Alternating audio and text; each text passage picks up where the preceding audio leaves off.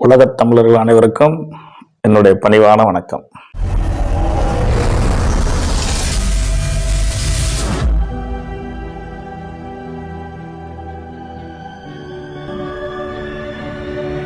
உலகத் தமிழர்கள் அனைவருக்கும் என்னுடைய பணிவான வணக்கத்தினை தெரிவித்துக் கொள்கின்றேன். எல்லோரும் எல்லா நலங்களும் பெற்று வாழ அன்னை பராசக்தி அனுகிரகம் பண்ணுவாங்க. உங்களுக்காக இந்த அர்த்தமுள்ள ஜோதிடம் யூடியூப் சேனல் மூலம் சற்று இடைவெளிக்கு பிறகு உங்களை நான் சந்திக்கின்றேன்.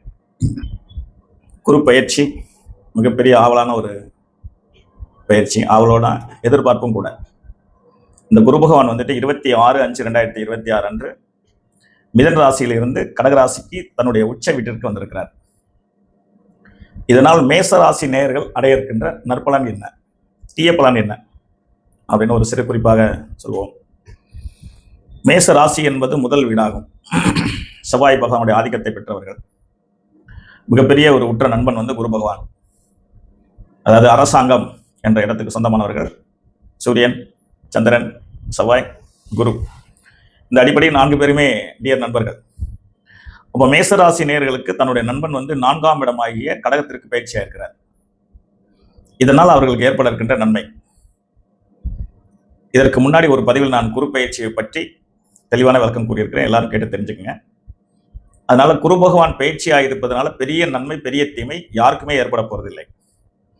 ஜோதிடம் கற்றவர்களுக்கு அது நல்லா தெரியும். இருந்தாலும் உலக மக்கள் எல்லோரும் அதை அதிபயங்கரமா எதிர்பார்க்கறதுனால மிகைப்படுத்தி சொல்ற மாதிரி கூட நான் நினைக்கிறேன். ஆனால் அதில் ஒரு மிகை ஒன்றும் இல்லை. குரு பகவான் பயிற்சியாக இருக்கிற இடம் மேசராசினியர்களுக்கு 4ஆம் இடம்.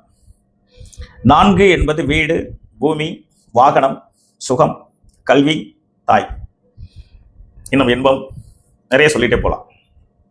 அப்ப 4ஆம் இடத்திற்கு குரு பகவான் பயிற்சியாக இருக்கிறார். உச்ச வீடாகும். கல்வி பயிலும் மாணவர்களுக்கு சிறந்த கல்வியை தருவார் இந்த ஆண்டு. இடையில் அவர் பயிற்சியாகிறார். அதை முன்பதிவில் கூறியிருக்கிறேன், அதை நீங்க கேட்டுக்கங்க. அவர் நிரந்தரமா ஓராண்டு கடகத்தில் இல்லை. 20/11/2026 அன்று மறுபடியும் பயிற்சியாய் சிம்மத்துக்கு போயிடுவார் அதிசாரமாக. அதை பற்றியான பலனை அன்று பேசிக்குவோம். மறுபடியும் 13/2/2026 அன்று, அதாவது மாதம் 1ஆம் தேதி திரும்ப கடகத்துக்கு வந்து விடுவார். பின்னோக்கி வருதல்னு அர்த்தம். நவம்பர்ல போகிறது முன்னோக்கி போதல், அதாவது அதிசாரமாக வேகமாக போகுதல் என்ற அர்த்தம். பின்னோக்கி வருவது வக்கரமாக பின்னோக்கி வருவது. அப்ப குரு பகவான் இந்த ட்ரிப்பு 3 முறை பயிற்சி ஆகிறார். முதல் முறை மே 26, 2வது முறை நவம்பர் 20, 3வது முறை பிப்ரவரி 13. அப்ப நிரந்தரமா அவர் அங்க இல்லைங்கிறதும் ஒரு வகையில் கொஞ்சம் வருத்தமான விஷயம் தான். ஏன்னு கேட்டீங்கன்னா, உச்ச வீட்டில் 1 வருஷம் நிரந்தரமா இருந்தாருன்னா அந்த 1 வருஷம் பிறக்கின்ற குழந்தைகள் ரொம்ப நல்லா இருப்பாங்க. ஏன்னா அவங்களுக்கு தான் கோச்சாரத்துல குரு அவங்க ஜாதகத்துல உச்சமாக இருப்பார். குரு உச்சம் பெறுவது நன்மை தானே. அந்த அடிப்படையில் மேசராசினியர்களுக்கு 4ஆம் இடத்திற்கு குரு வந்திருக்கிறார். கல்வியில் உள்ளவர்களுக்கு கல்வி மேன்மை பெறும், நல்லா படிக்கிறவங்களுக்கு அதான் முக்கியம். குழந்தைகள் ஜனனமாவது நல்லதுன்னு சொல்லியிருக்கோம். பணியில் இருப்பவர்களுக்கு உயர் பதவி, அல்லது பணியில் இல்லாதவர்களுக்கு பணி அமைய பெறும். பணியில் இருப்பவர்களுக்கு உயர் பதவி கிடைக்கும். பணி இல்லாமல் வேலை தேடிட்டு இருக்கேன் சார் அப்படின்னா வேலை கிடைச்சிடும். காரணம் என்னன்னா, 4ஆம் இடத்தில் இருக்கின்ற குரு 10ஆம் இடத்தை பார்வை செய்வார். நிச்சயமாக அவர்களுக்கு வேலை கிடைத்து விடும். வெளிநாடு வெளியூர் போறவர்களுக்கும் வாய்ப்புகள் நிச்சயமாக கிடைக்கும். அதே போல திருமணம் ஆகாதவர்களுக்கு, திருமண வயதில் இருப்பவர்களுக்கு திருமணம் நடக்கும். எல்லாருக்கும் திருமணம் நடக்காது அல்லவா? வயதானவர்களும் அதில் இருப்பாங்க, குழந்தைகள் இருப்பாங்க. அப்போ திருமண வயதில் இருப்பவர்களுக்கு திருமணம் நடக்கும். 4ஆம் இடத்தை குருபலம் இல்லாத விடுவாங்க. ஜோதிடத்தில் குருபலம் என்பது பொய், அது உண்மை இல்லை. அதை பற்றி அடுத்த விளக்கம் பேசிடுவோம். திருமணம் ஆகாதவர்களுக்கு திருமணம் நடக்கும். திருமணத்தை கடந்த ஆண்டில் நடத்தியாச்சு சார் அப்படின்னா குழந்தை இல்லாதவர்களுக்கு குழந்தை பிறக்கும். குழந்தை இல்லாமல் இருப்பவர்களுக்கு குழந்தை பிறக்கும். 4ஆம் இடங்கிறது வீடு, பூமி, வாகனம். அப்போ வீடு கட்டுவதற்கான பாக்கியம் கிடைக்கும். வாகனங்கள் தேவைப்படுவர்கள் வாகனம் வாங்கிக்கலாம். அந்த மாதிரி வீடு யோகம், பூமி யோகம், வாகன யோகம் இவை அமைப்பதற்கும் வாய்ப்புகள் உண்டு. அதுல முன்னாடியே சொன்ன மாதிரி திடீர் தனயோகம் அப்படிங்கிறது அவங்க வாழ்க்கையில் கிடைக்கிற வாய்ப்பு இருக்கு. ஏன்னா குரு பகவான் நண்பனாக இருந்து அவர் மேசராசிக்கு பாக்கியாதிபதியாக இருந்து 4ஆம் இடத்துல உச்சமாகி 8ஆம் இடம், 10ஆம் இடம், 12ஆம் இடத்தை பார்ப்பார். இந்த 8ஆம் இடம் என்பது ஆயுள் ஸ்தானம். பொதுவாக கெட்ட இடத்தை குரு பகவான் பார்த்தால் தீமைகள் குறைஞ்சு நன்மையை விளையும். நல்ல இடமான 10ஆம் இடத்தையும் பார்வை செய்கிறார், அது நன்மைதான். விரயத்தையும் தான் வீட்டை பார்க்கிறார் குரு. தான் வீட்டை தான் பார்ப்பது சதாபிஷ யோகம் என்று பொருள். அந்த அடிப்படையில் அவர் மேசத்திற்கு 12ஆம் இடத்தையும் பார்ப்பார். ஆகவே அதுக்கு பேர் சுப விரயம் என்று பொருள்.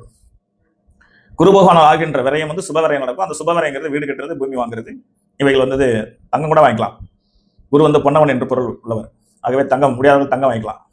வீடு கட்ட முடியல சார், பூமி வாங்க முடியல, தங்கம் வாங்கிக்கலாம் கொஞ்சமாக, அதுவே இன்னைக்கு 1 பவுன் 1 லட்சம் ஆயிடுச்சு. ஆகவே குரு பகவானுடைய பெயர்ச்சி சிறப்பு தான். தாய் ஸ்தானம் என்ற இடத்தில் இருப்பதனால் தாய் நலம், அதாவது மேச ராசியில் உள்ளவர்களுக்கு தாய்மார்கள், பெற்றோர்கள் அப்படின்ற சொல்ல மாதிரி தாய்க்கு உடல்நலம் சற்று பாதிக்கும். அதில் மட்டும் கொஞ்சம் கவனம் செலுத்திங்க. தங்களுடைய உடல்நலத்திலும் கொஞ்சம் அக்கறை செலுத்திங்க. போக்குவரத்தில் கவனமாக இருந்துங்க. இதில் என்ன ஒரு முக்கியமான விஷயம்னா, மேசராசி நேயர்களுக்கு வயதை பொறுத்து முதல் சுற்று, 2வது சுற்று, 3வது சுற்று என்று சனி பகவான் பேச்சாக இருக்கிறார். 7 சனியாக வந்துட்டார்.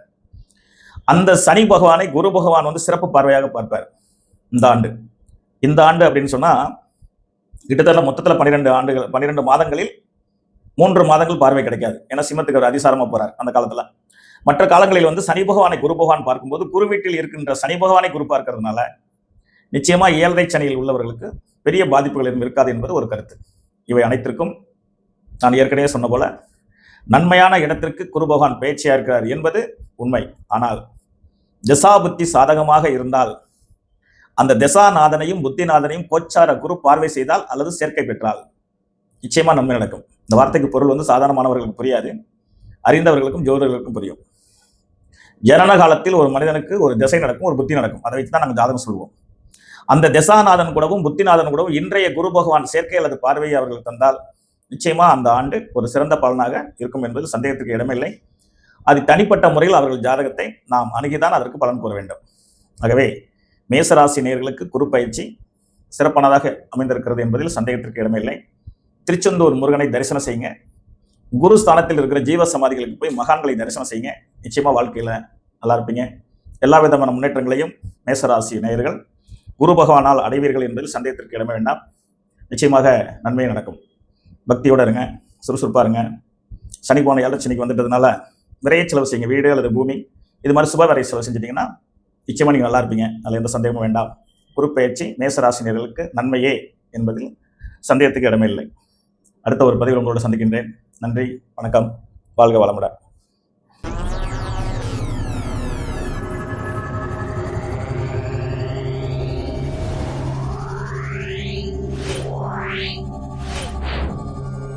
Yeah.